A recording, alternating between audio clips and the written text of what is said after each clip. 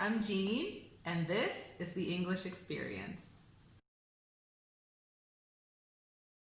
If you are not subscribed to my channel, go ahead and hit that subscribe button, hit the like button, and share, because we're going to talk more phrasal verbs. This time, we're going to discuss shopping, going out with friends. So, ladies, if you love to shop, like me, you're going to enjoy this conversation. Let's get started. So first, I'm going to tell you a little story about my shopping experience, and listen carefully. We're going to use lots of phrasal verbs, and after I finish the story, then we will talk about the meanings of those phrasal verbs to make sure that you understand. If you are more advanced, I recommend taking notes or writing the phrasal verbs that you already know, okay? All right, so here's the story. My friend called and she asked me if I wanted to hang out with her. I wanted to, but my car wasn't working, so I asked if she could pick me up. So she picked me up from my house at about 2 p.m. and we left. We went to go to the mall, but I realized I didn't have any money. So I asked my friend if she could stop by the bank on the way to the mall so I could take out some cash. So we stopped at the bank and afterward we headed to the mall. When we got there, it was fantastic. I went to a lot of different shops and I tried on a lot of clothes and shoes. My friend, she did the same, but unfortunately, her mother made her younger brother come along. So he was there and he was irritated and, well, he was just standing around while we tried on our clothes. So after that, we went to the cashier and she started to ring us up.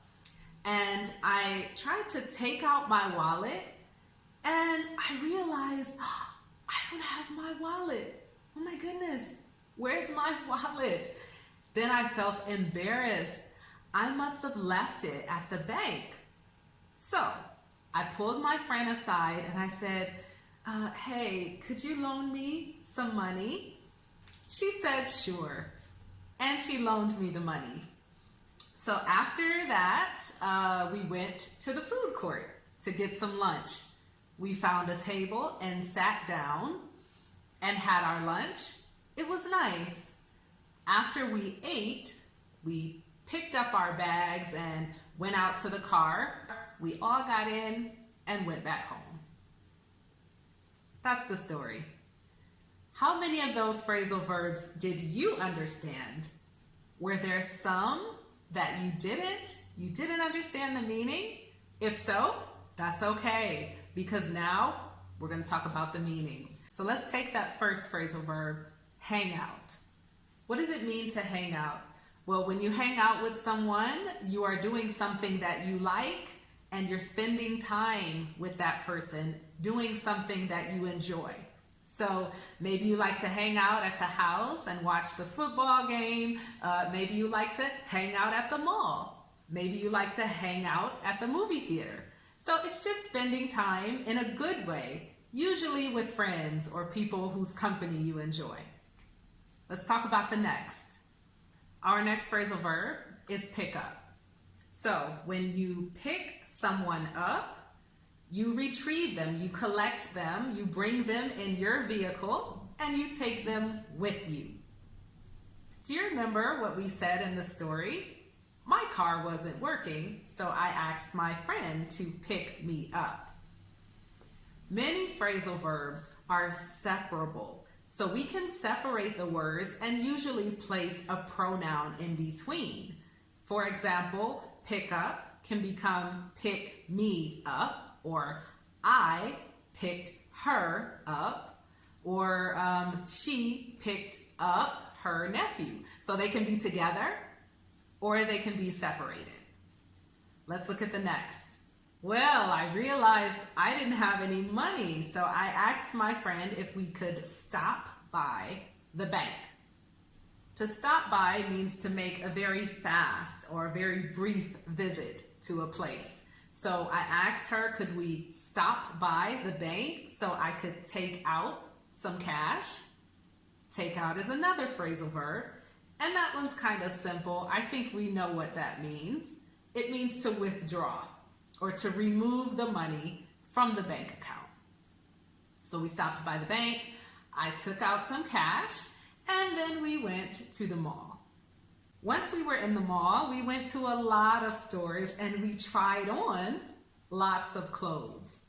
Try on, that's our next phrasal verb, and it just means to put things on your body, put clothing on your body to see if it looks good, to see if it fits very well, to see if it looks nice. You should try it on before you buy it. So, try on, that's another phrasal verb. And that's only with clothing, only with clothes, shoes, hats. If we're talking about things like electronics, maybe a video game or a smartphone, the phrasal verb we would use for that is try out.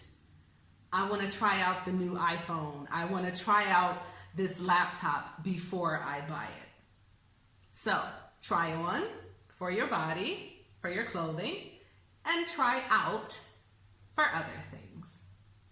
So my friend's brother was not very happy to be shopping with the ladies, but his mother made him come along. And that one's pretty simple. If you come along, that just means you are someone else's company. You come with someone else. Stand around. How do you stand around? It actually has a very simple idea. If you are standing around, it means you're just kind of not really doing anything. Just, kind of looking around, nothing in particular, just standing there waiting. So her brother stood around while we tried on our clothes in the dressing room, in the fitting room. We tried on the clothes and he waited. He just kind of stood around pretty bored. So after that, we went to the cashier, and the cashier, as she was ringing us up, she went to ring us up. That's the next phrasal verb. And to ring up just means to record an amount of cash through a register. So if they have that machine, the cash register, and they are scanning your items and then they tell you an amount and you pay it, they are ringing you up. So as I go to the cashier, she's ringing me up and I notice, oh my goodness, I think I left my wallet at the bank. So I ask my friend, actually, I pull her aside. I pull my friend aside. That's another phrasal verb. And this one is important because sometimes you are in a place or in a situation where it may not be good to have a conversation. For example, not having my wallet. I don't want everybody at the store to know that I have no wallet. So I need it to be a secret. So I pull my friend aside, or I take her to a place that is away from everyone else. That's what it means to pull someone aside.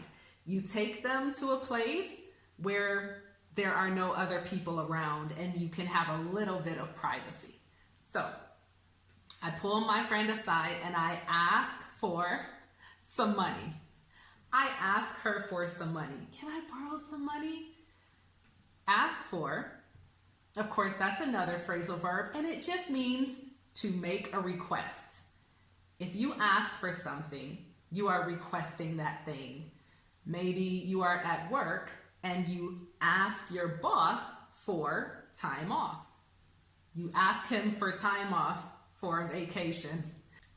So after my friend loaned me the money and I paid for my things, we went to the food court, we searched for a table, and then we all sat down. Sit down is another phrasal verb. I think that one is also pretty simple too. You're just sitting, that's the verb, and then the movement is downward. So we say sat down. And also the opposite when you stand. Because the movement is upward, we say stand up. So we sat down, we ate our lunch, then we picked up our bags and left. So, pick up. We've already used that phrasal verb, but this time it has a different meaning. That's the tricky thing with phrasal verbs. But in this context, we picked up our bags.